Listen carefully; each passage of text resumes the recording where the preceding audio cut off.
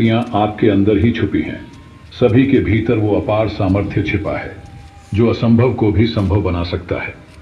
लेकिन अफसोस, हम खुद अपनी ही शक्ति को पहचान नहीं पाते। हम अपनी आंखों पर हाथ रखकर अंधकार होने की शिकायत करते हैं।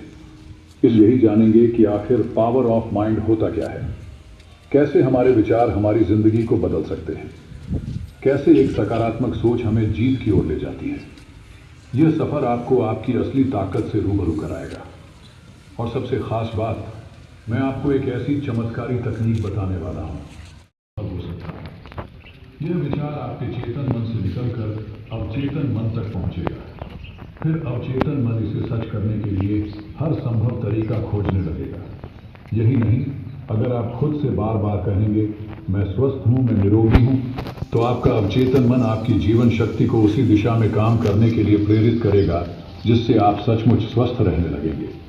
यही है मन की शक्ति का चमत्कार। स्वामी विवेकानंद जी कहते हैं, ब्रह्मांड की सारी शक्तियां पहले से ही हमारे भीतर विद्यमान हैं।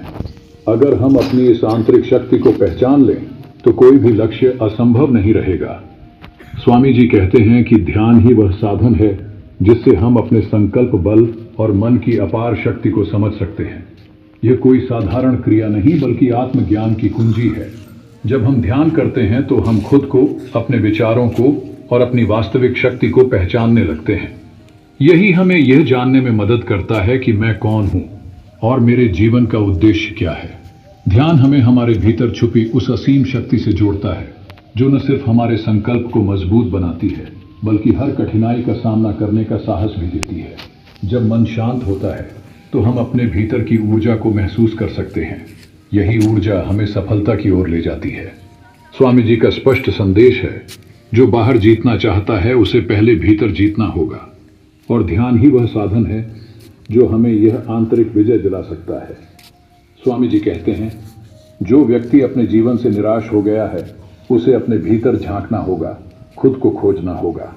यह यात्रा बाहरी दुनिया की नहीं बल्कि अपने ही अंतर्मन की यात्रा। सही दिशा देने की जरूरत है कि मन के विचारों में इतनी ताकत होती है कि वह पहाड़ों का सीना चीरकर उन्हें अपने सिंहासन में बदल सकता है।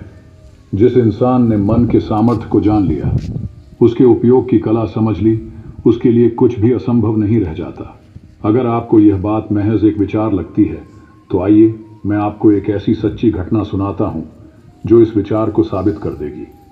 दशरथ मांझी एक साधारण इंसान, लेकिन उनके इरादे किसी योद्धा से कम नहीं थे। बिहार के गया जिले के गहलौर गांव में रहने वाले इस शख्स ने वो कर दिखाया जो बड़े बड़े इंजीनियर भी नहीं कर पाए।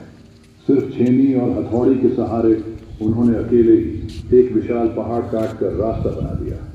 सोचिए, एक आदमी बिना किसी मशीन के 22 साल तक बिना रुके, बिना थके उस चट्टान को तोड़ता रहा जिसने उनके गांव को बाकी दुनिया से काट रखा था।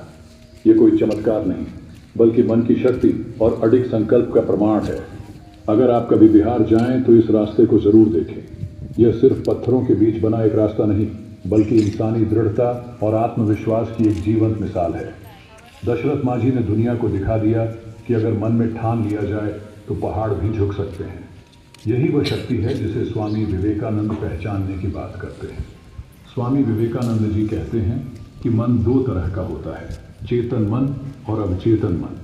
चेतन मन वह है जिससे हम जागरूक होकर सोचते हैं, निर्णय लेते हैं और अपने कार्यों को नियंत्रित करते हैं। लेकिन असली शक्ति हमारे अवचेतन मन में छुपी होती है। यह वही अदृश्य शक्ति है जो हमारी अनजानी सोच, गहरे भावनात्मक अनुभवों और आदतों को संचालित करती है। जब हम अपने चेतन मन से कोई विचार बार बार दोहराते हैं तो वह अवचेतन मन में समा जाता है और उसे हकीकत में बदलने के लिए कार्य करने लगता है। जैसा तुम सोचते हो वैसे ही बन जाओगे।